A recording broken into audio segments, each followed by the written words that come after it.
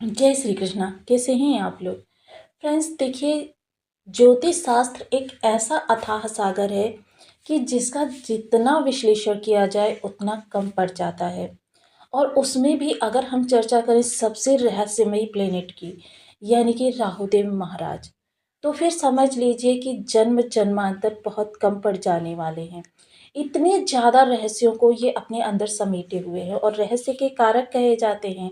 वहीं ये दिग्बल भी इनको प्राप्त होता है और इतने ज़्यादा बली होते हैं कि समस्त कुंडली को अस्त व्यस्त करने में या समस्त कुंडली को सर्वोच्च शिखर पर पहुंचाने में इनकी कोई बराबरी नहीं कर सकता।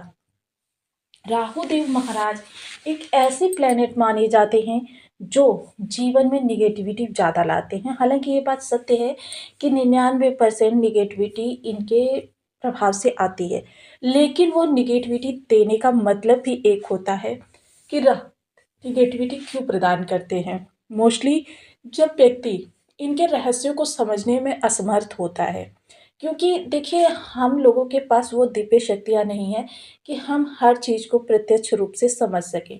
बहुत से लोग होते हैं कि अपनी आवृत्तियों को बाहरी चिंतन में लगाए रखते हैं, लेकिन राहु क्या है? अंतर्मन है, आपका मस्तिष्क है, और उस अंतर्मन की गहराइयों में विशेषता इस समय पर, क्योंकि जैसा कि हम सभी लोग जानते हैं राहु देव महाराज इस समय शतभिषा नक्षत्र में गोचर कर रहे हैं। शतभिषा नक्षत्र, शतभिषा नक्षत्र के अगर स्वामी देवता की चर्चा करें तो ये वरुण देव है।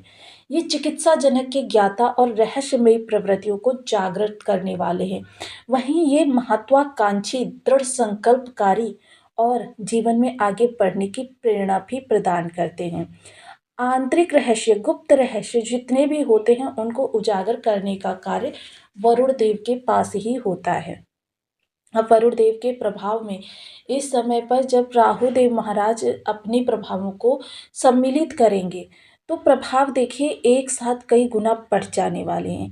और जब ये कई गुना प्रभाव बढ़े हुए हमको प्राप्त होंगे, क्योंकि देखिए इस समय पर राहु देव महाराज की अगर चर्चा की जाए तो ये आपके धन भाव को प्रकाशित कर रहे हैं। वैसे तो इन्हें तमोगुणी माना जाता है, अंधकार का कारक ग्रह माना जाता है, लेकिन फिर भी देखिए इस संसार में राहु देव महाराज, क्योंकि कलयुग है और कलयुग में राहु देव महाराज, कलयुग पाप प्रधान है, राहु पाप प्रधान है, दोनों की प्रवृत्ति यथा योग्य है। अब जब एक ही प्रवृत्ति के दो लोग एक दूसरे के सामीप्य में आते हैं तो उनके प्रभाव में वृद्धि होती है, उनकी उत्साह में वृद्धि होती है। अर्थात राहु और कलयुग दोनों का प्रवाह, और ये वही युग है जिसमें हम इस समय जीवंत हैं। अर्थात हमको इस समय पर राहु की प्रत्येक स्थिति को समझना होगा, जिसके आधार पर ही हम आगे कार्यों को बढ़ा सकते हैं। क्योंकि यहाँ पर अगर हम चर्चा करें, क्योंकि राहु देव महाराज 6 भावों को सीधे सीधे कंट्रोल करते हैं, पंचम, सप्तम और नवम। वहीं केतु महाराज के आधार पर, क्योंकि ये दोनों एक दूसरे से सप्तमांश ही रहते हैं, इस कारण से इनके प्रभाव जो है हमको इस तरीके से प्राप्त होते हैं। लेकिन अगर वक्र स्थिति के आधार पर देखा जाए तो संपूर्ण कुंडली इनके प्रभाव में ही आ जाती है। अर्थात देखिए जब ग्रह विपरीत दिशा में चलता है उस समय पर हमको भी थोड़ा सा एक अलग दिशा में सोचना पड़ता है। वह चीज़ नहीं सोचनी होती है कि जैसे मान लीजिए जो कार्य कर रहे हैं उसी कार्य में कुछ अन्य लोगों से हटकर कार्य करने पड़ते हैं। ऐसा नहीं है कि सेम उसी स्थिति में हम चलते रहेंगे तो वहाँ पर लाभ का प्रतिशत हमारा काफ़ी ज़्यादा कम हो जाता है। ऐसे में आंतरिक शक्तियाँ, आंतरिक शक्तियों को उजागर करने का कार्य किसके पास है? राहुदेव महाराज की। देखिए ये बात मैं आपको पूर्व में भी बता चुकी हूँ कि राक्षसों के अंदर कोई विशेषता हो या ना हो, लेकिन उनके अंदर आदर भाव और दृढ़ इच्छा शक्ति ये बहुत ज़्यादा होती है, सबसे ज़्यादा होती है। और यही दृढ़ इच्छा शक्ति देखिए जीवन में आपको सर्वोच्च शिखर पर ले जाने का कार्य भी करती है कि व्यक्ति जिस चीज़ के लिए ठान ले, यथा कथा हर तरीके से, क्योंकि राहु सिर्फ एक हथियार नहीं रखते हैं, साम दाम दंड भेद, इन चारों ही हथियारों का प्रयोग करके वो किस तरीके से अपने कार्य को सार्थक करते हैं ये जानना भी अति अनिवार्य होता है।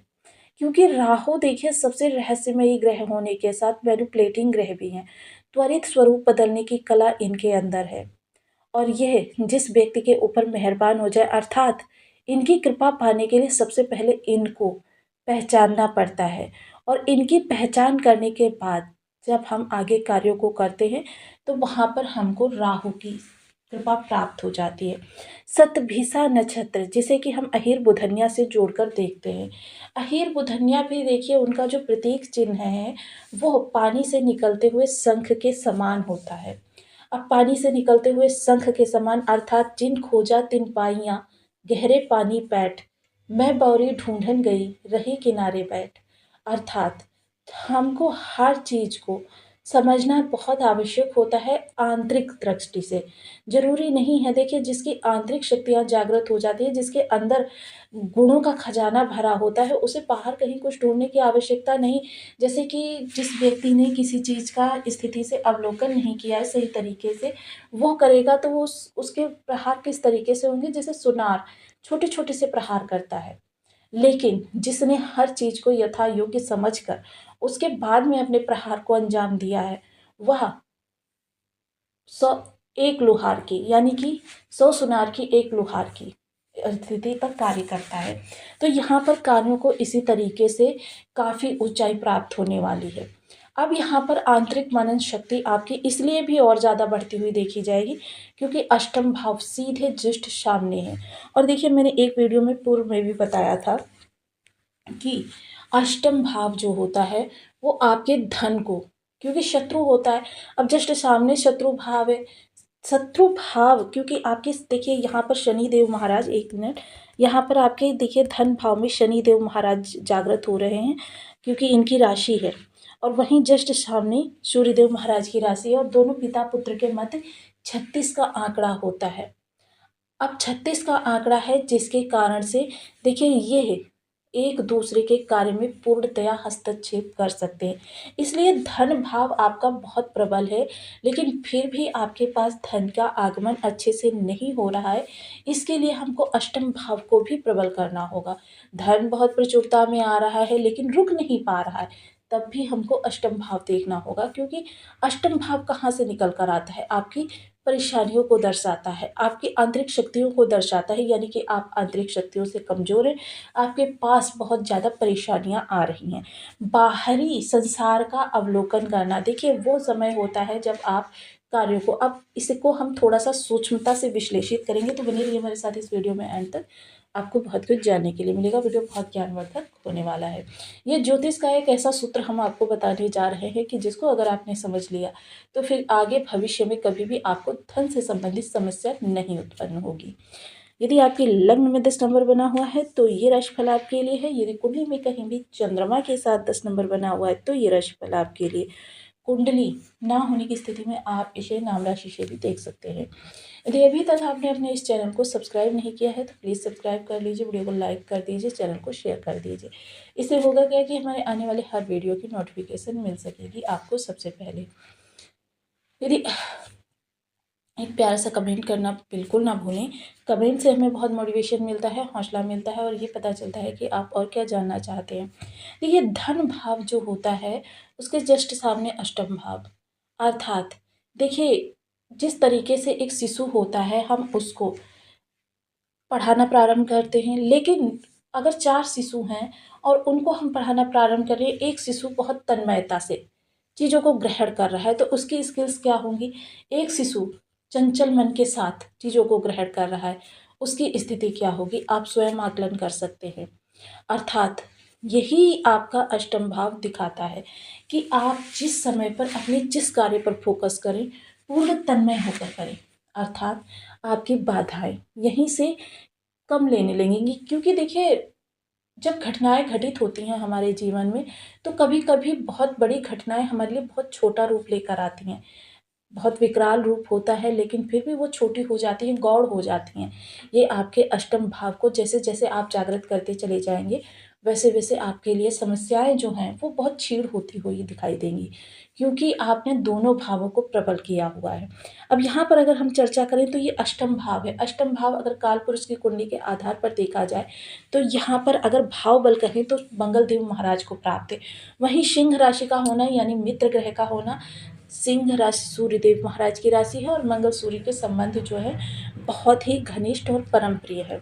अर्थात इन दोनों ग्रहों को हमें सानुकूल करना। उसके उपरांत हम जाते हैं यहाँ शनिदेव महाराज, और अगर काल पुरुष की कुंडली के आधार पर देखें तो यहाँ पर वृषभ राशि आती है, अर्थात भाव बल वृषभ राशि के पास है। तो भाव बल जब वृषभ राशि के पास है, शनि की राशि यहाँ पर है, यानी ये दोनों मित्र ग्रह हैं और ये दोनों मित्र ग्रह हैं, अर्थात दोनों ही भावों में बहुत ज़्यादा सानुकूलता है। बस इस सानुकूलता को आपको सही दिशा में लेकर जाना है। उस दिशा को ले जाने के लिए आपको इन 4 ग्रहों को प्रबल करना पड़ेगा उपायों के द्वारा, क्योंकि ये उपाय ही वो हमारी सबसे बड़ी कड़ी होते हैं जो हमारे बड़े से बड़े दुख को छोटा कर देते हैं और छोटे से छोटे सुख को बहुत बड़ा कर देते हैं। अर्थात भाव बल, राशि बल और जो ग्रह बैठा है उसका, अगर ये तीनों ही हमने अच्छे कर लिए तो समझ लीजिए उस भाव का सुख मिलने से हमको कोई नहीं रोक सकता।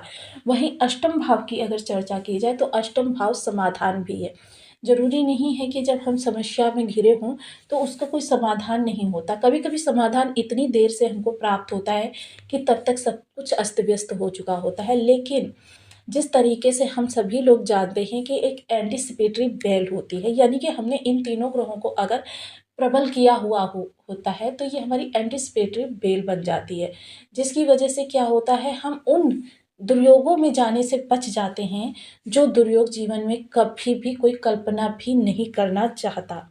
यहाँ पर आपको इस चीज़ को समझना होगा कि जब धन भाव आपका प्रबल है लेकिन आपके पास धन की आवक नहीं हो रही, और धन की आवक अगर हो रही है तो धन रुक नहीं पा रहा है, अर्थात आपका अष्टम भाव वहाँ पर पूरा हस्तक्षेप कर रहा है प्रबलता से, निगेटिव भाव से। और जब इस निगेटिव भाव को बदलकर हम